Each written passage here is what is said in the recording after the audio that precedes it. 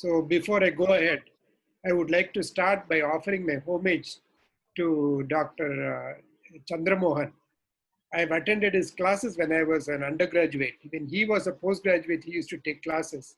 We were so impressed by that. And after that, I knew him only because he was married to my classmate. But I've met him at meetings, a thorough gentleman, and I've heard of excellent things about him. I really hope his soul rests in peace.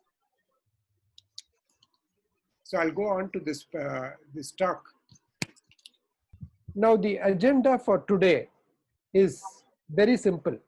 We're going to talk about dislocations of the joints of the hand. And of course, there is the usual mandatory quiz question of when we talk about dislocations, I'm going to talk about the important ones. There are dislocations of the carpometacarpal joints of the fingers, but I'm not going to talk about that. It's a little more complicated, and we'll deal with that when we deal with the complex injuries on the dorsum of the hand. We'll talk about distal interphalangeal joint dislocations. Proximal interphalangeal joint dislocations include the acute and the chronic. And among the acute, we'll be seeing the dorsal, the volar dislocations, and the lateral dislocations. Even though we commonly see mainly the dorsal dislocations, we'll see all the others. They're all interesting. Once we begin to understand what these dislocations are, it's just child's play. And we'll talk about the ever interesting metacarpophalangeal joint dislocations, the acute and the chronic, otherwise known as the Kaplan lesion. Now, the distal interphalangeal joint dislocation can occur as a pure dislocation, okay, or it usually occurs with an avulsion fracture on the flexor side. When it is there is an avulsion with the flexor tendon, where it is called of FDP avulsion, or on the extensor side when it is a mallet finger. When it is a pure dislocation, all it needs is a reduction under local anesthetic. Usually these dislocations are stable on reduction, and there is no need for any internal fixation to stabilize the joint. I do not have pictures of pure isolated DIP joint dislocations, but I do have a picture of a patient who's had both the PIP and DIP dislocation on the same finger, a pretty rare injury. But you can make out the dislocation on the DIP joint is also commonly a dorsal dislocation, and the reduction, as I said, is quite stable, and under local anesthetic or digital block, the dislocation can be reduced. There is no problem with the mobilization because there are no big forces acting at this joint level. Now we'll go on to the proximal interphalangeal joint of the finger, the dislocations. We'll deal with all the types of dislocations. First, we'll deal with the dorsal dislocations, which are the commonest.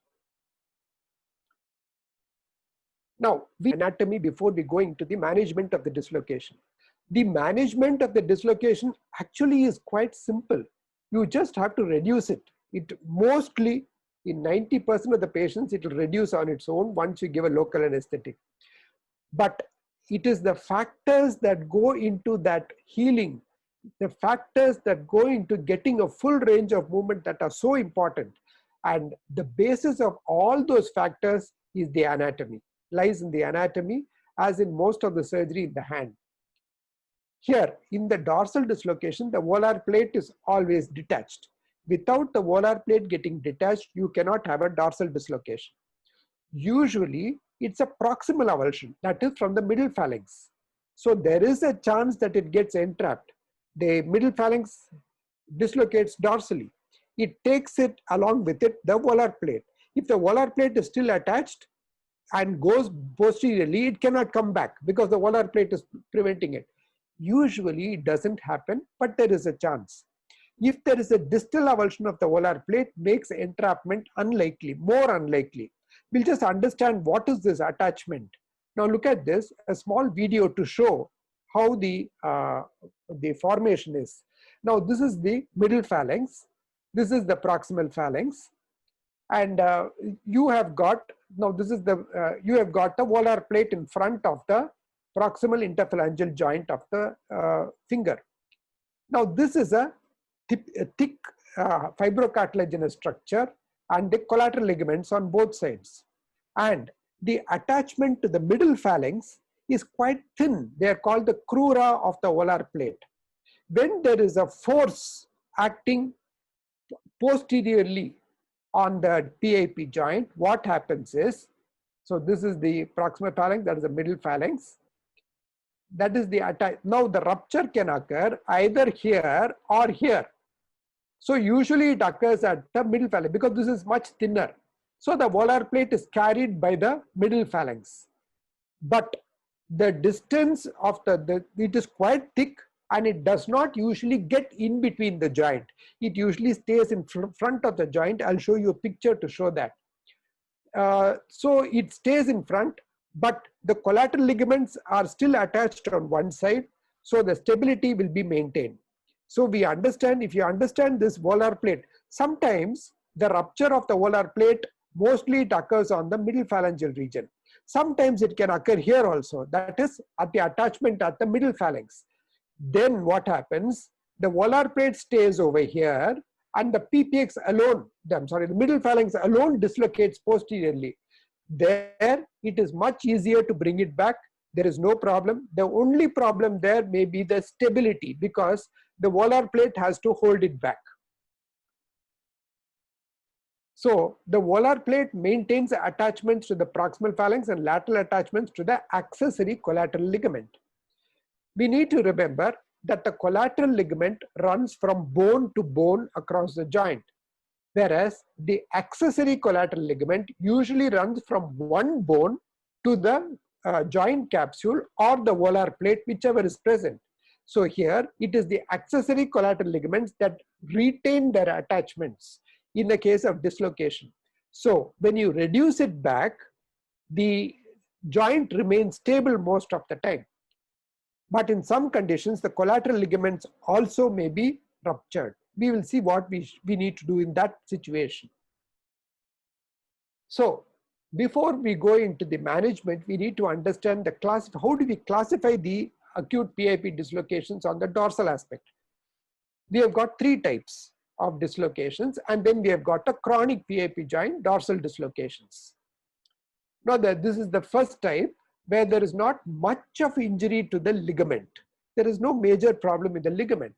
So it is very stable. Once you reduce it back, it's very stable.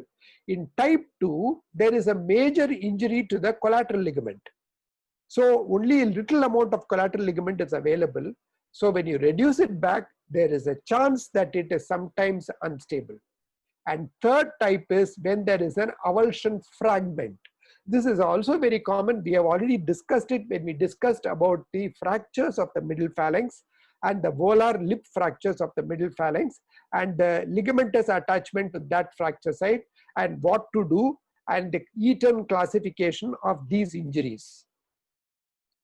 So the type 1 is a hyperextension injury. There is a volar plate avulsion from the middle phalanx and the joint surface is intact completely. Type 2, dorsal dislocation with a major ligament injury. Type 3 is with a fracture fragment. The proximal dislocation with the middle phalanx sheared away. There is a small segment of the middle phalanx that was attached to the ligament. It has been sheared away by the dislocation. This may be stable or unstable. Usually it is stable when it's a small fracture with less than 40% of the middle phalangeal base that is attached to the ligament. It may be unstable if the fracture segment is quite big, that is more than 40%, it may be unstable. So type 1 is usually stable. Type 2, usually it is also stable, but when the ligament injury is more, it might be unstable. It has to be decided on the table. And third is the type 3 that we have seen. Usually it may be stable again when it's a small fracture less than 40%. But if it is more than 40%, it may be unstable. So we have seen type 1 stable, type 2 mostly stable, type 3 also mostly stable. So as a result, we find that PIP dorsal dislocation, whatever the type, it is mostly stable. There are some situations where it can be unstable. Now this is an example of a type 3 disc. You can make out the volar lip fracture there which has been avulsed. And this is the dislocation that has occurred at the PIP joint. So, and lastly, the last type of classification is the dorsal is a chronic PIP joint dislocation. This leads to chronic volar plate laxity and hyperextension deformity, may interfere with finger function or result in a swan neck deformity.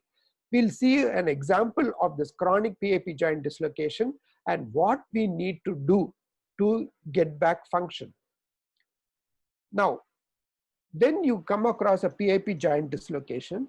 We have seen it, we have examined, I'll show you how the examination is done, and then we need to manage it.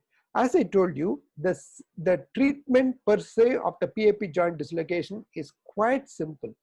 We'll just see how it is done.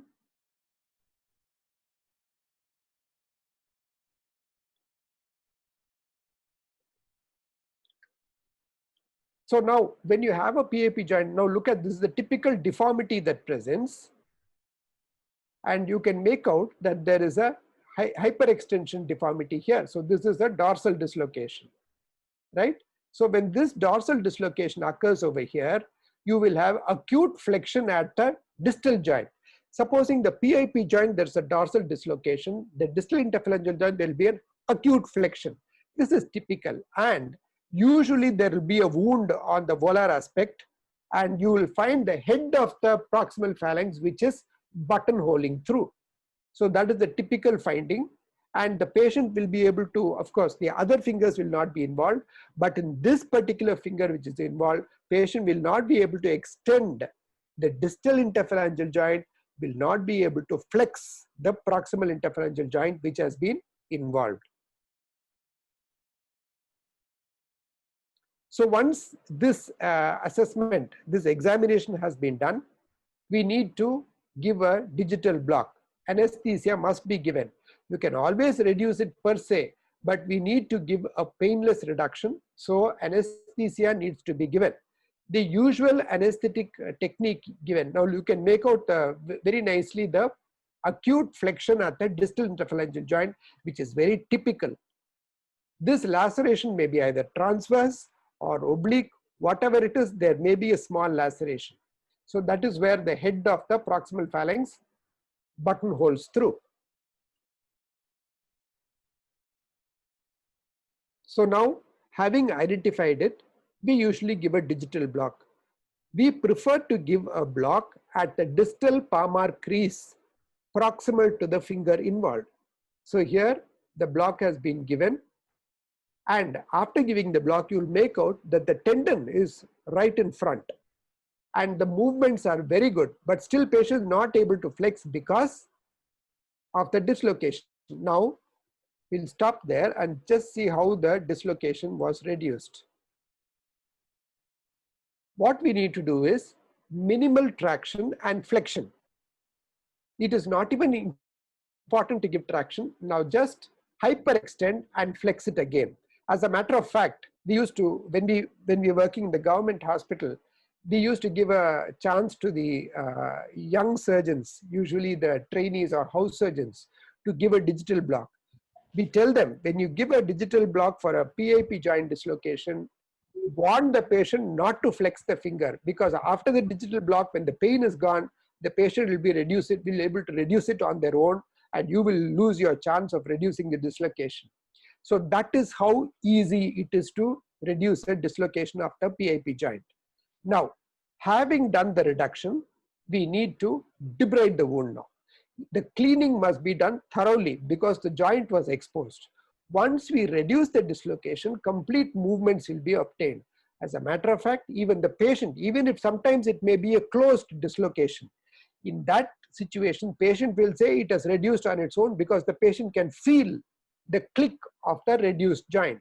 Now, as I said, a good wash, a thorough wash is given. We give a saline wash and a distilled water wash. This is very important to avoid any infection whatsoever and have a good healing of the wound. And then the skin suturing is done. Now, when we open, Now, when you open this, you can make out in this picture, the head of the proximal phalanx is protruding through. and this is the dorsal dislocation. When you look at it, you will find that this is the volar plate. What you are seeing here is the volar plate. This is the volar side, and this is the volar side, and it is being opened out. On this side is the flexor tendon. So when you reduce it, it will all come back into place, and the volar plate, I told you, it is so thick that it rarely gets entrapped within the joint. So it is very easy to reduce it, and the complication is less. So most importantly, as I told you, reducing the dislocation is quite simple. But what we need to take care is the follow-up. This is where we tend to sometimes take it very lax because the dislocation has been reduced. What happens now is the volar plate that was ruptured has now been put back. This volar plate is not going to sit there. The question that may come to your mind is, should we repair the volar plate and should we put in a K-wire? As I told you, these joints are very stable after reduction. There is no need to put in a wire unless it is unstable. In the very rare situation when it's unstable, we put in a wire to keep it in 5 degrees of flexion. We don't keep it in extension. We keep it in 5 to 10 degrees of flexion. We put in a wire. Second thing is, should we repair the volar plate? Usually it is not needed to repair the volar plate, because once you repair, you need to trim the edges and repair it. It becomes that much tighter. When it becomes tight, it always leads to a contracture. So repairing of the volar plate is not advisable for an acute dorsal dislocation of the PIP joint. What we need to do, on the other hand, is we need to give a dorsal slab POP for 10 days with the IP joint straight. They must be kept like this. What we do is we put a dressing like this, and we open up the dressing over on the volar aspect and allow intermittent mobilization under supervision. We do not allow the patient to keep moving it. When the patient keeps moving it, the resting position is like this. We don't want this.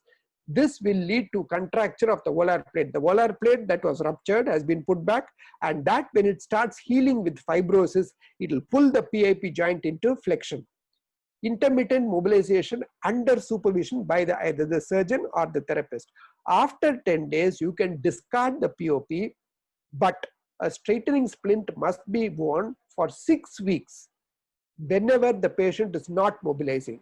So if we tell the patient, you give a straightening splint, take it off, mobilize, put this back. And most importantly, they must come for review every week for 3 weeks. Sometimes what happens, they mobilize it and then they forget to wear it, or conveniently they forget to wear it, or when they're going out, they don't wear it. What happens? Within a week, it'll go in for a flexion contracture like this, flexion stiffness. This has to be corrected. If it is not corrected, it will lead to permanent stiffness. So if you can understand now, I'm talking more about the aftermath of the dislocation reduction rather than the dislocation reduction itself. Now we'll see some examples and prove our points. Now this is a dislocation of 2 fingers. You can make out the X-ray, the 2 fingers, the middle and ring fingers. The first thing you should make out, as in any injury, is the viability of the finger. The viability is good, we can go ahead. Under local anesthetic, you can always reduce the dislocations. Here, the dislocations have been reduced, and on the table, as we saw in the previous patient, you can demonstrate the full range of movements on the table as soon as the suturing is over. See, there the full range of movements can be demonstrated. It is quite an incentive for the patient. He knows now that the full range of movement has been achieved and a good result. He is happy. This is some surgery which, in hand surgery, which gives a good result and a satisfied patient. But it is the aftermath, I told you, that we need to be, it's our work now to make sure that this movement is retained. So this is the patient coming after 4 weeks. You can make out that on flexion, there is movement. Complete movement is yet to be achieved. This is at the end of 4 weeks. This is the time we have started the straightening splint application, and you can make out that the movements are good, almost touching the palm, and full extension is also possible. It is very important to follow each of the steps that I told you in the post-operative therapy to get good results. So I kept on harping about what to do after the dislocation is reduced. What happens to improperly managed PIP dislocations? We have seen quite a lot of these improperly managed. Now, I would classify these improperly managed PIP dislocations under three categories. One, not managed at all. Okay, what they do is they say it's just some sprain or something, and they leave it on, and then they present to you when they find that it is not becoming better. Usually they don't present very late because the obvious loss of function will be so great and they cannot flex that PIP joint at all. So they will present to you, but not in the acute phase. They will present about, say, 2 or 3 weeks later when they find the time or when they find the convenience. The second is undermanaged. There's no therapy. This typically, when the patient has an injury, usually if it's a young person, what they'll say, sir, I had something happened, I just pulled it and it clicked back. So he was happy, so he thought he was okay, and then he presents after a few months when he notices a problem. The third is mismanaged. Surgical intervention has been done to correct the problem and it has gone from bad to worse. So the inappropriate treatment, inappropriate surgical management is the third type of problems.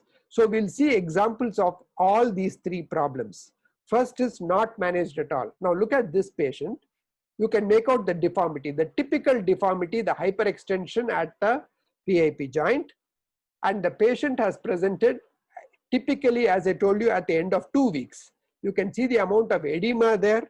This edema is never going to come down. It will come down after a few months, after everything has become fibrosed and the joint articular surface is totally destroyed. Now this is the movement that was available. You can't make out any movement there. There is no movement at the distal interphalangeal joint also. So, and if we took the X-ray, I'm sorry, we don't have the X-ray for this patient. So what we did for this patient was, so we did a attempted. Now even though it is 2 weeks, we decided to give it a chance and did a open reduction. So we opened it up on the neutral line. We made a neutral line incision, opened it under anesthesia, and now the whole thing is the important thing is to give digital block or wrist block so that the patient is able to do active movements. So here we have done that, and then the important thing here is it will definitely run back. So if you see the previous video, this is after the reduction. We have done the reduction in spite of the edema and swelling. We have done the reduction, and after doing the reduction on the table, we asked him to flex the finger, and this is the movement he is able to get. There is very minimal movement here because one of the edema. Second is the tissues are still very springy. They're able. So this is the result. So now we need to work on this. The problem in dorsal dislocation at the end of 2 weeks is the flexion at the PIP joint is not full, as I told you, because of the edema. So what we did was we gave a plaster dressing, completely flexed. This is under anesthesia, completely flexed the PIP joint and put in a plaster there to retain it. So this increases the flexion at the PIP joint, and it also helps to reduce the edema. So this is when the patient presents to you after 2 weeks. When the patient presents to you in the acute condition within 48 to 72 hours, you can do a reduction, a closed reduction or an open reduction, and a dorsal POP is enough. When the patient presents late, this is what we need to do. Once this was done, so the problem with this is when you put it in acute flexion, you need to keep the patient under your care, and this is the end result. Patient is able to do a complete flexion at the PIP joint. This is at the end of 1 month. So at the end of 1 month, patient is able to do, provided you give a complete rigorous physiotherapy protocol and make sure the edema, you can make out how the edema has subsided and how much of movement has been obtained. Now, the next category is undermanaged. That is no therapy. This is typically it happens. It has been reduced. Sometimes even I have seen young doctors, juniors, who reduce it and then leave it over. They say it's over. The reduction has been done. But as I told you, it is only after the reduction that the problems start. So this was undermanaged. There was no therapy given. This was the dislocation. It was reduced. And you can make out the joint space very nicely. After the reduction, the patient has taken an X-ray. They have said excellent results. Now, the patient has presented after 6 months with the total loss of joint surface. Because this, I told you, it goes in for flexion contraction. You can make out the periosteal reaction over here. Even though there is no fracture, it has gone in for a PIP joint stiffness. This is how it presents. You can make out the flexion contracture at the PIP joint. Flexion will be full, but patient will not be able to extend the PIP joint. So this is when the PIP joint is undermanaged. That is, no therapy is given. All our PIP joint dislocations after reduction, if we do not give a therapy, this is the fate. Now the third is mismanaged. Now this patient has undergone a reduction. Then it went in for contracture. There was nothing given, no therapy, so it went in for contracture. So an attempt was made at open capsulotomy. That was done. You can make out the result here. And then slowly patient was put on therapy. There was no use at all. You can see the amount of destruction of both the articular surface of both the proximal phalanx and the middle phalanx. And you can make out the deformity here with absolutely no movement. Now we'll see the video to show what is the movement in this patient. Now these PIP joint dislocations, now look at this, absolutely no movement, typical DIP joint flexion, hyperextension at the PIP joint. So, and the joint is destroyed. Now what do I do? There are many options available, but in a young man with involvement of the right hand, we decided to do a joint replacement. That can be done. So just think about it. What was a simple dislocation which could have been managed so simply and a good follow-up? Now it has resulted in a contracture and then surgery. No amount of therapy will help after that. Now the patient is presented with a totally destroyed PIP joint. So we need to treat it with a joint replacement. Joint replacement has been done. You can make out this X-ray. We have done a silastic joint. There are different types of joint replacement. We're not going to talk about the different types of joint replacement in this lecture. But you can make out this is a silastic joint, Swanson joint. It's called Swanson's prosthesis. This is the radio opaque shadow of the joint. So what is the movement that we achieve? Will we achieve a good movement after doing a joint replacement in this young man? Small joint replacement is quite difficult. Now this is the movement that you have achieved on the ring finger. That is you can make out still there is a little bit of extensor lag, which I am showing there. But otherwise, the full movement in the PIP joint we are able to achieve with this joint. But there are certain problems, of course, by joint replacement in the hand, because the amount of wear and tear in the hand is much more. That, of course, is a different topic altogether. But the point that I want to stress on here is, if the PIP joint dislocation, which is so simple, is not managed properly, it may end up in all this. So now we'll go to the volar dislocations. Now the volar dislocations, the significant points about it are, there are different types. We'll go into the different types and then come back to this. There are two types of volar dislocations: straight volar dislocation and volar rotatory dislocation. So the head of the proximal phalanx comes out. In a dorsal dislocation, the head of the proximal phalanx came out on the volar side. In the volar dislocation, the head of the proximal phalanx will come out on the dorsal side and the middle phalanx comes to the volar side. So it is called a volar dislocation. Now we need to understand the dorsal aspect. Because the proximal phalanx is going to come out on the dorsal aspect, we need to see what are all the structures on the dorsal aspect. Remember, on the dorsal dislocation, we saw the volar plate and the accessory collateral ligaments.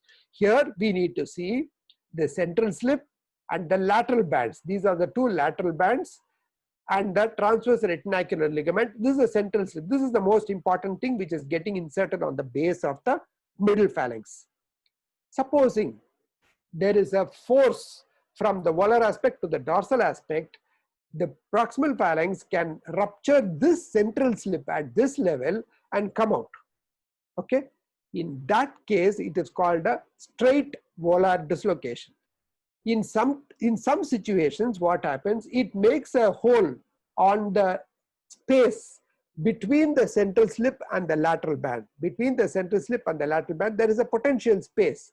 It is not very easy, but it can rupture through that. When it ruptures through that, it causes a rotation. Obviously, it is coming to one side, so it is going to typical flexion and rotation. In dorsal dislocation, it was in hyperflexion. Here, I'm sorry, hyperextension. In volar dislocation, it will be in flexion. So, straight volar dislocations occur with a volarly directed force on a semi-flexed digit, and the primary injury is to the central slip extensor mechanism. The first step is always to attempt reduction and anesthesia. Once you have done a reduction, we need to see three things. We need to look for three things. Whether the joint is stable after reduction. We need to test the collateral ligaments integrity by doing the stress test on either side. That is, you move it to the lateral side to look for the stability. And the most important thing is, because it is involving the extensor apparatus, patient should be asked to fully extend the PIP joint after reduction to assess the extent of injury to the central slip. So, if it is easy to reduce, the injury to the extensors is more.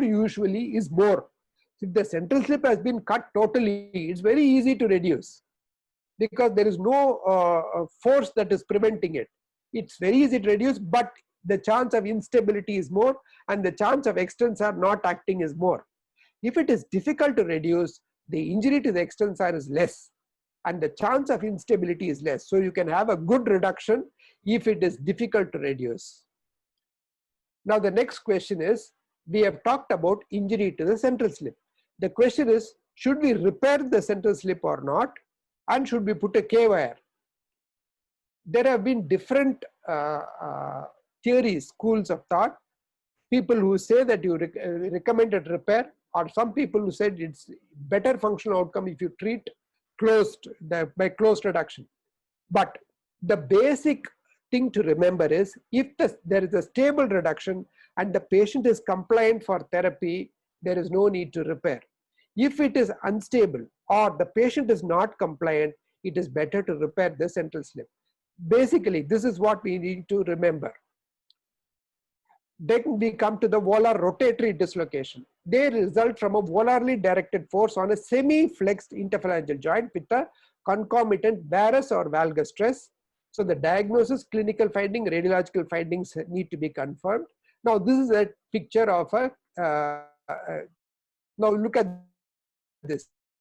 It's flexed over here. He's not able to flex it or extend it. Now there is another condition which can mimic this. That is a closed boutonniere injury. When there is a closed boutonniere injury, the patient will be able to flex it, will not be able to extend it. Here, patient will not be able to flex or patient will not be able to extend, and it will be very painful. So this is a volar PIP dislocation. The other thing is it a straight dislocation or is it a rotatory dislocation? If you look at this picture, you can make out the rotation, especially on this flexion picture. So this is typically a rotatory dislocation. Now let us see what we saw in the operative. So obviously there is an injury to the extensor. We are not able to reduce it. So we went in for an operative or a surgical method of reduction. This is the X-ray. You can make out the dislocation. And now when we explode, now can you see this? This is a central slip. This is a lateral band. You can make out a gap over here through which the head had dislocated. We have reduced it and we have done a skin suturing. So what happened afterward? The important thing is, I told you when you have a dorsal dislocation, you need to give a dorsal POP. When you have a volar dislocation, you need to give a volar POP to prevent it from flexing further. So here we have given a volar POP and this is the result. This is the end of 4 weeks after which we started mobilizing. The important thing here is the POP must be given for minimum of 4 weeks followed by a boutonniere splint. 4 weeks POP followed by boutonniere. Remember, any injury to the extensor tendon must be immobilized for 6 weeks. There is no question about it, plus an extra 2 weeks for night splint. So we have already discussed this. There is a damage to one collateral ligament and varying damage injury to the volar plate and central slip. So the non-operative management can be reduced atraumatically if the PIP and MP joints are flexed before applying traction. If the joint does not reduce with this maneuver, there is a soft tissue interposition. It has to be opened up. So the surgical management, we have already seen one case, clinical case where we did a surgical management. So the indications for surgical management are if a closed reduction cannot be obtained, if the joint surface is incongruous after reduction or on active movements or on intra-op X-ray, and there is a greater than 30-degree extensor lag. If the reduction is good, patient is able to flex, but there is an extensor lag, it is better to go ahead with open reduction and repair the extensor as we have seen. So the incision can be approached through a dorsal incision, or the interposed extensor mechanism should be extricated as we have seen, or after reduction we need to test the active extension. After reduction we need to test the PIP joint stability. So we have seen this. Should we repair the extensor apparatus or central slip? Should we fix the PIP joint to the K-wire? The answer is only if the extension lag is present on active movements, you repair the extensor apparatus. Only if the PIP joint is unstable, we put in a K-wire. This volar dislocation also can present as a chronic dislocation when patient presents after 3 weeks. After 3 weeks, it is not possible to reduce it. So this is an example of, you can make out here also. I'm sure you're able to appreciate this rotation that has occurred. So this is also a rotatory dislocation, volar dislocation of the PIP joint. It definitely needs open reduction and surgical management of the injured central slip, the gap between the central slip and the lateral bands. Lateral dislocations are quite rare. They are caused by a laterally directed force on extended fingers and associated with collateral ligament injuries. The MRI may be needed to assess the extent of lesion to the ligaments. So the management, reduction and gutter splint, that is a straightening splint, preventing any deviation of the finger can be done. But we need to remember to mobilize the DIP joint at this level. This is an example just to show a lateral dislocation. So now we come to the metacarpophalangeal joint dislocation.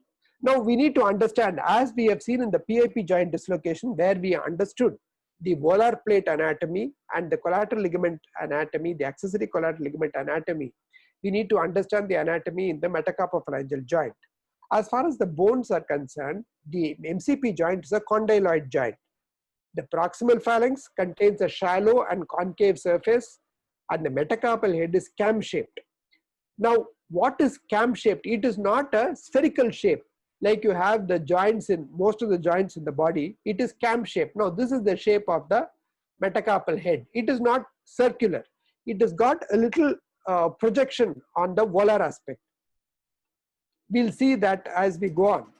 And the ligaments, we need to understand what are the metacarpophalangeal joint support. What is the support system of the metacarpophalangeal joint? There are 5 support systems for the metacarpophalangeal joints. They are in order. The proper collateral ligament. Now this is I told you the proper collateral ligament is from the bone to bone. That is from the head of the metacarpal to the proximal phalanx. The second is the accessory collateral ligament. That is under the sagittal band, under the extensor hood. It runs from the head of the metacarpal to the volar plate. And third is the volar plate itself supports the volar aspect of the metacarpophalangeal joint. Then the dorsal capsule is also, it's a very thin capsule. It provides some support on the extensor aspect, on the dorsal aspect. And lastly, the sagittal band on either side. The sagittal band arising from the extensor tendon goes on either side, gets attached to the volar plate. Now this is also a support system for the metacarpophalangeal joint. So the proper collateral ligaments are the primary stabilizer of the metacarpophalangeal joint. They originate from the dorsal aspect of the metacarpal head. They insert on the volar aspect of the base of the proximal phalanx, and they become tight in flexion. The accessory collateral ligaments originate volar to the proper collateral ligament and insert onto the volar plate. They are tight in extension. The metacarpophalangeal joint ligaments, the volar plate is not as thick as the volar plate in the PIP joint, but they are composed of thick fibrocartilaginous portion distally and a loose membranous portion proximally. This is so that it allows some sort of in all our MP joints of the fingers, we have some amount of hyperextension. That is because of this particular character of the volar plate of the metacarpophalangeal joint. And there is a volar recess proximally. We will see that as we go on. And the dorsal capsule, it's a weak stabilizer of the dorsal aspect. It is thin and loose in structure. And the sagittal band, it supports the extrinsic tendons. As I said, it originates from the extensor hood and is inserted, attaches volarly with the transverse metacarpal ligament and the volar plate. So we'll understand what is the classification of the metacarpophalangeal joint dislocation. The classification can be according to the anatomy or according to the complexity. According to the anatomy, it can be a volar dislocation or a dorsal dislocation, and the dorsal dislocation is more common. It results from a hyperextension injury. According to the complexity, it can either be simple or complex. Now, this is most important. When we talk about the metacarpophalangeal joint dislocation, we need to first understand whether it's a simple dislocation or a complex dislocation, because the treatment is going to be totally different and the results are going to be totally different. And if we make a wrong move here, the patient will lose his MP joint function. Now, the simple is otherwise called a subluxation. There is no interposition of the volar plate. The two bones are there, it has dislocated, it has subluxated. There is no interposition of the volar plate like we saw in the PIP joint. It's like that. The base of the proximal phalanx remains in contact with the metacarpal head. So it is like in the PIP joint dislocation. I told you there the volar plate rarely goes into the joint. Here also it rarely goes into the joint, so obviously it is quite simple. It is reducible. Hyperextension of the proximal phalanx on the metacarpal head is present. There is a flexion. Typically, whenever there is a dorsal dislocation, the joint distal to the dislocated joint will be flexed. We saw it in the PIP joint. In the dislocation of the PIP joint, the DIP joint was flexed. Here, the PIP joint will be flexed. X-ray will show perpendicular metacarpal shaft. Now, what is this? Now, look at this. This is a simple dislocation. This is the volar plate. It is standing still in front. It has not gone between the joint. And when this happens, look at this angle. Usually it is about 90 degrees, or it may be less or slightly more, but this is the orientation. They move like this. So this is like this on X-ray. That means it is a simple dislocation or a subluxation, and it can be very easily reduced.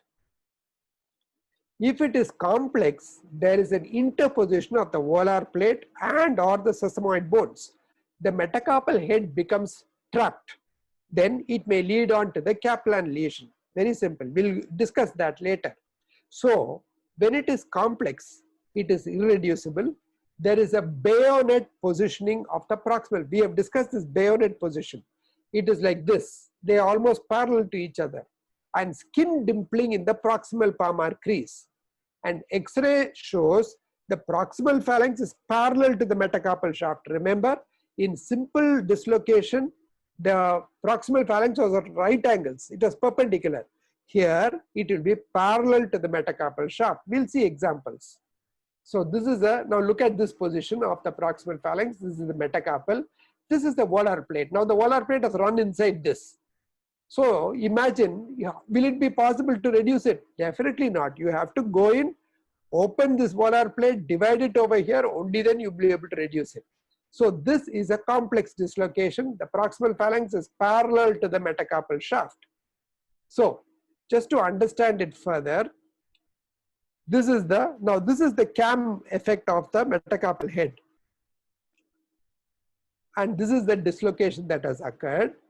And you will find that the volar plate has now gone between to reduce this dislocation. Now this is an example. Now you can make out the flexion at the PIP joint, the hyperextension at the metacarpophalangeal joint, and patient will not be able to flex the joint. Now look at this X-ray. Now you have an idea of what it is. Is it a simple or a complex? Obviously, you can make out that it is almost parallel to the metacarpal shaft. Here, you can make it out. It's almost parallel.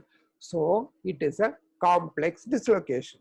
Now, we have understood the concept of the simple dislocation and the complex dislocation. So, it is a complex dislocation. So, we know complex dislocations are irreducible. We need to operate. We need to go in and do an open method of reduction. And when we do an open method of reduction, we have to keep it in 90 degrees. Then whatever you do, even if you do a closed reduction, even if you do an open reduction, you need to keep it in 90 degrees. This is the result after the reduction and at the end of 3 weeks. Now, the management, as I told you, is closed reduction if it is a simple fracture. For a dorsal dislocation, important thing here is we should not apply traction. Why should we not apply traction? When you apply traction, the space between the proximal phalanx and the metacarpophalangeal joint opens out. When this space opens out, there is a chance that the volar plate runs inside between the joint surfaces. So what will happen? It will convert a simple dislocation into a complex dislocation. So when you are doing a closed reduction, no traction. Without applying traction, the manipulation must be done. How is the manipulation be done? First, we need to give a pain relief by either a wrist block or a regional block. We need to flex the wrist. So first, pain relief, flex the wrist, hyperextend the affected digit. Do not give traction, just hyperextend the affected digit at the metacarpophalangeal joint. Apply pressure to the base of the proximal phalanx until the reduction is achieved. So you are actually riding over the head of the metacarpal with the base of the proximal phalanx till it clicks into position. That is what happens. Once it is done, we need to apply a splint, that is a dorsal blocking splint. The whole idea of the success of a PIP joint dislocation is the management of the post-operative therapy and giving a straightening splint. Here, the whole idea of the post-operative management of the MCP joint dislocation is keeping the metacarpophalangeal joint in 90 degrees. It is very easily said, very difficult to do it practically. I'll just show you in that video, which I had actually taken much back. This is not this patient. So here, when we give a dorsal POP, you can make out that the dorsal POP has been given with a metacarpophalangeal joint in 90 degrees. And we always start active mobilization of the IP joints. When the patient starts active mobilization, we are just giving a POP slab. So when he keeps moving it, it keeps moving away. The POP starts moving away, and next day when you see it, it will be in less than 90 degrees. It will be in around 60 degrees. So what we do is we keep reinforcing that dorsal. Instead of doing the POP again, we keep reinforcing the dorsal aspect to maintain that 90 degrees. If that 90 degrees is lost, it will dislocate again, and then you will have no function remaining.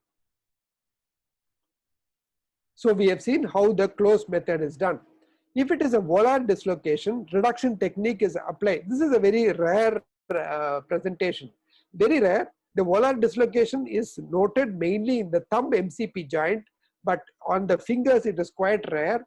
And when it does occur, direct pressure over the volar aspect of the proximal phalanx with the MCP joint in flexion is done, and immobilization in 30 degrees of flexion. You can't keep it in extension.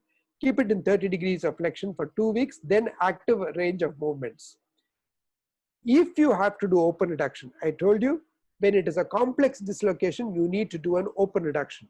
We need to do a dorsal approach. The approach can be a midline incision or an S-shaped incision.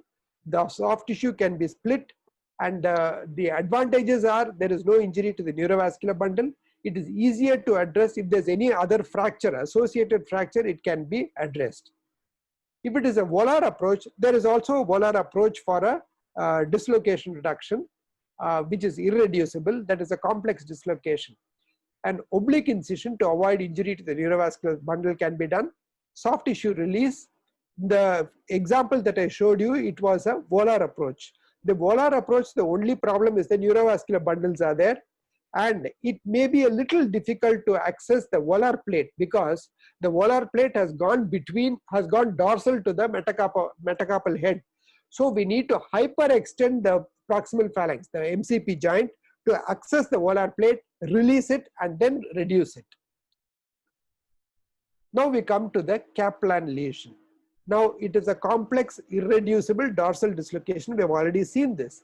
This usually, when it presents late, it's called a Kaplan lesion. Mechanism of injury is hyperextension injury. Usually occurs on the border digits, index more than the little finger. Other fingers, usually you take an X-ray, look for the dislocation, see whether it's a simple dislocation or a complex dislocation. Simple dislocation, it will be at an angle. The proximal phalanx will be at an angle to the metacarpal head. If it is a complex dislocation, it will be almost parallel. It will look like as if there's no dislocation. There is very slight dislocation, you will say. But that is the more difficult one because the volar plate has gone in between. So this Kaplan lesion was described by Emmanuel Kaplan. And he's also described many other things like the Kaplan line. Now, the characteristic position of the index finger. Usually it's the index finger that is typically involved in the Kaplan lesion. It is hyperextended at the metacarpophalangeal joint. It is deviated towards the middle finger. In all these lesions, it will be deviated towards the middle finger, slightly flexed at the PIP and DIP joints. As I told you, the distal joints are always flexed. There is a round palpable mass of the second metacarpal in the palm. There is a puckered skin on both sides of the protruding mass. Here you can palpate and see the metacarpal head being palpable, and on either side the skin will be puckered. So that is also pathognomonic of this Kaplan lesion. There may be concomitant fractures of the metacarpal head or proximal phalanx in 50%. Now look at this. This is the Kaplan lesion. You can make out the heads of the metacarpals. Two fingers have been dislocated, two finger joints have been dislocated. You can make out the palpable mass and look at the available movements. There is absolutely no flexion at the metacarpophalangeal joint. So, what is the problem with this? What is the problem about the index finger?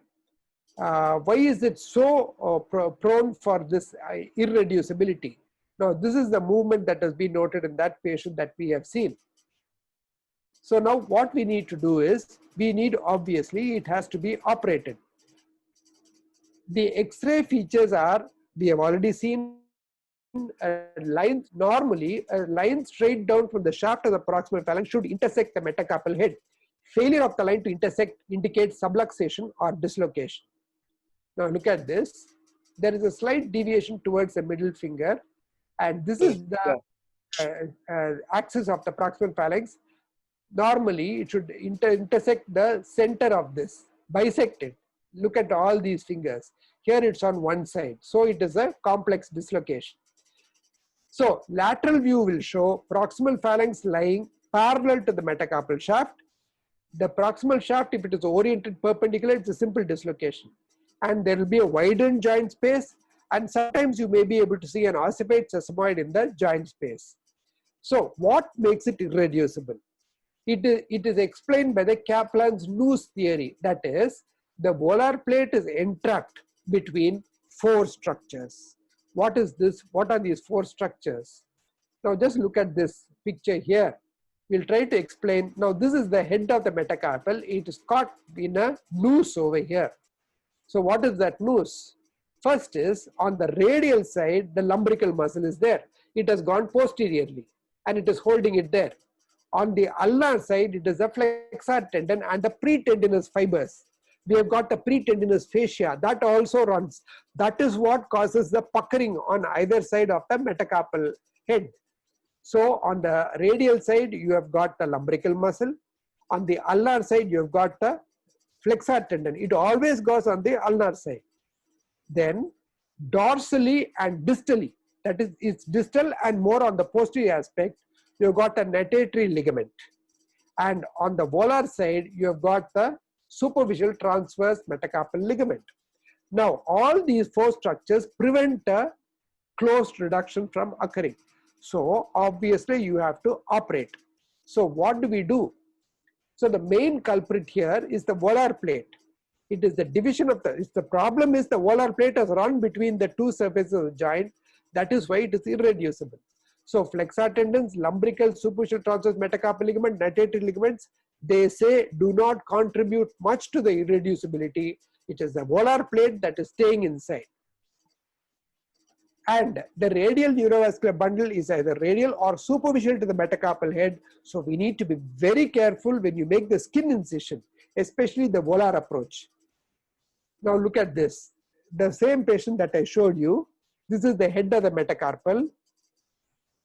And these are the flexor. I told you the flexor tendon always goes on the ulnar side. And the lumbrical muscle always goes on the radial side. Here you can make out the lumbrical muscle and the flexor tendon there. So this reduction was done. You can make out the flexor tendon has come back. Remember, when you're bringing this flexor tendon back, you have to also release the pretendinous fibers from the skin over. Otherwise, it will not come back completely. We must get a complete reduction and the joint must be reduced. And sometimes we may need to repair the volar plate if it is available, if it is an acute stage, but if it is a chronic lesion like the Kaplan lesion, it may not be possible. Just keep it in 90-degree flexion, the healing will occur. So, having decided, I showed you the volar approach. There are different approaches for doing correction of the Kaplan lesion. Dorsal approach of Farabu says that you can do a direct exposure of the volar plate. Remember, the volar plate has gone to the dorsal aspect. So if you approach from the dorsal aspect, you directly go to the volar plate, you can split it and then come to the volar side. There is no danger to the neurovascular bundle.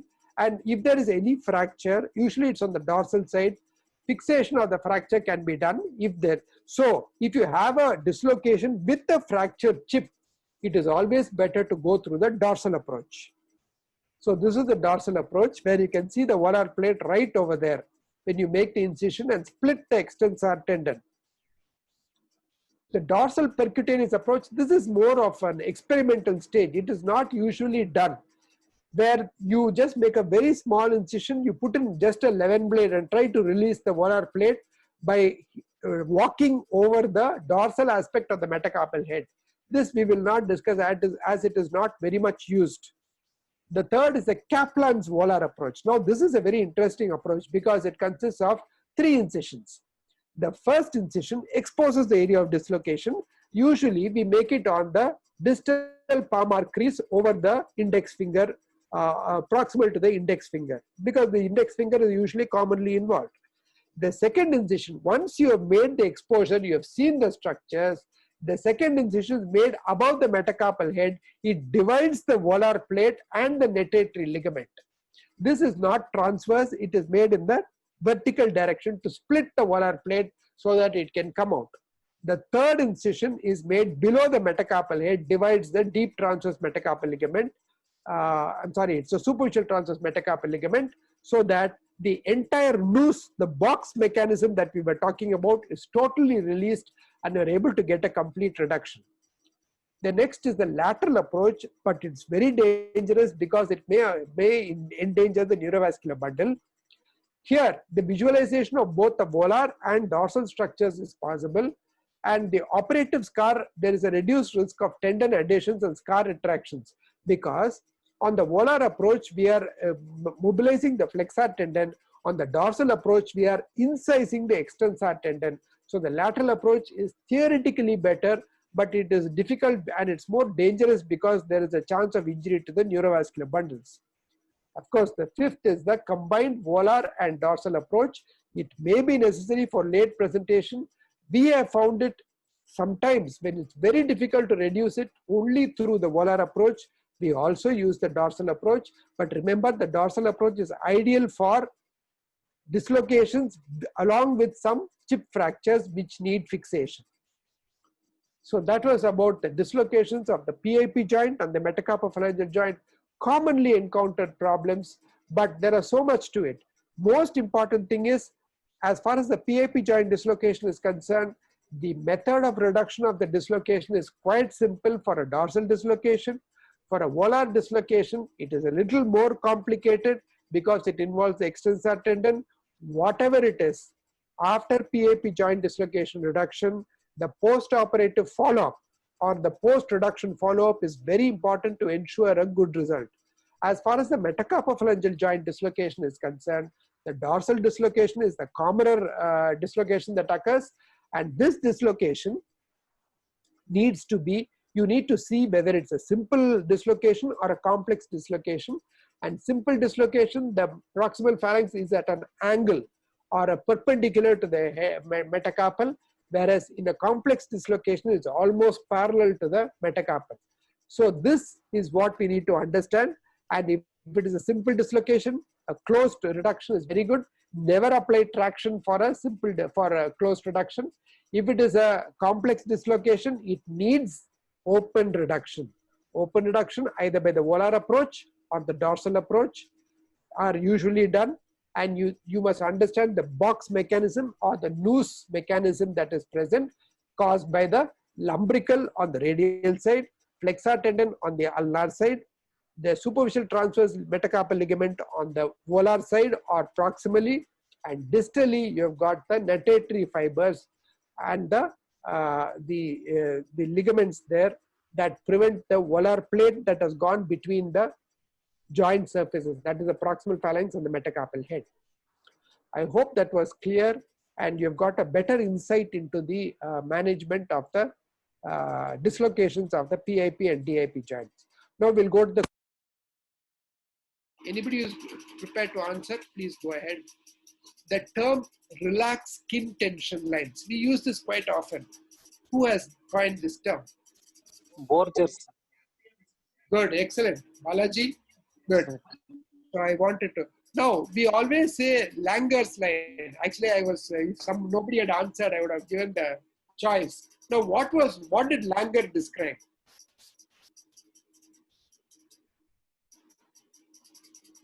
What did he say? They also have some lines associated with Langer. Cleavage lines, I believe. Cleavage lines. Okay. To a certain extent. Okay. Now we'll just see what that was. Dupuytren, he said the lines of tension on the skin. He first noted it actually, Dupuytren. Langer described the normal tension lines which became known as Langer's lines. And it was Borges who referred to skin lines as the relaxed skin tension lines. Good. I'm glad somebody has answered. So the next session will be on injuries to the extensor tendons and their management. Is this clear now? PIP joint dislocations, I hope you have understood it. The patient with a PIP joint dislocation, please follow up the patient.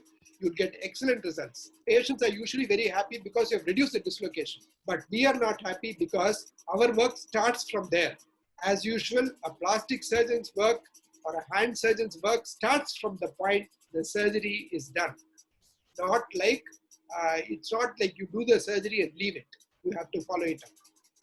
Yes, any questions?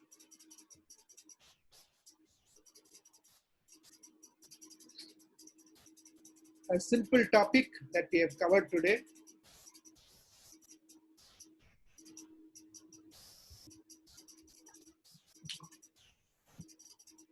Yeah, Ritesh. Yes, sir. Good evening, sir. Yes, Ritesh, tell me. Sir, we have discussed about the Kaplan lesions being the chronic form of dislocations. So, Yeah.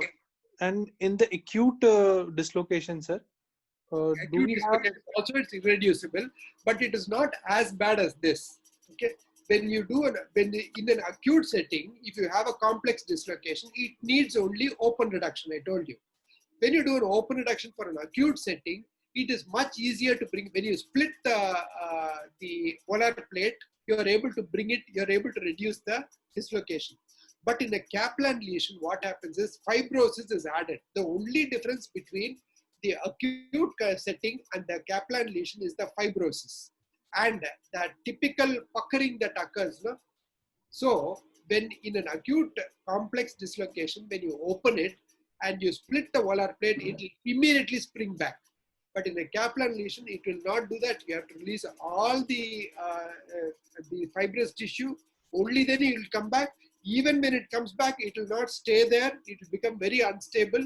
So you need to give a good dorsal POP. That's the only difference between the Kaplan lesion. You call it a chronic. Usually we reserve the term for the chronic dislocation. And the acute dislocation is the complex dislocation. So complex dislocation plus fibrosis is equal to Kaplan lesion. Thank you.